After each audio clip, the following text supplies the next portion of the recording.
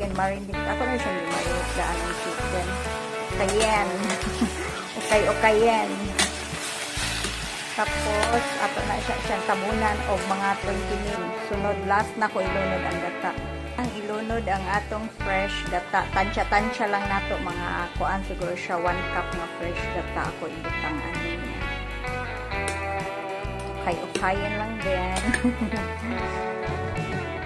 Lagyan na natin ng kunting asin. Kunting asin na lang ilagay ko dito kasi ano, may chicken cubes na pala siya at saka halang-halang na may gata. So, kayo nagandam kung tubig ko halang na ako ramang isa magka-under. So, diretso na lang ako plating. Plated na lang na ako kay ako ramang usa.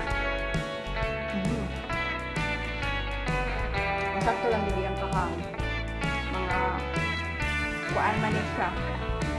Half chicken marinade. Ako na siya yung marinade daan ng chicken. Cayenne. Okay.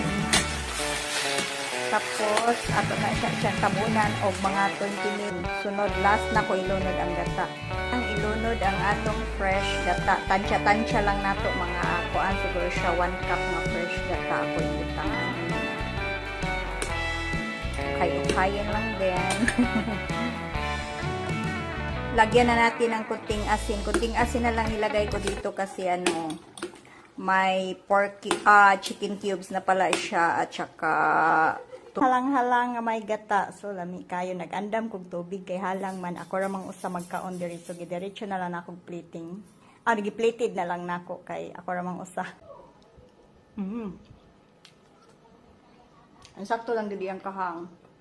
Mga kuan man ni siya.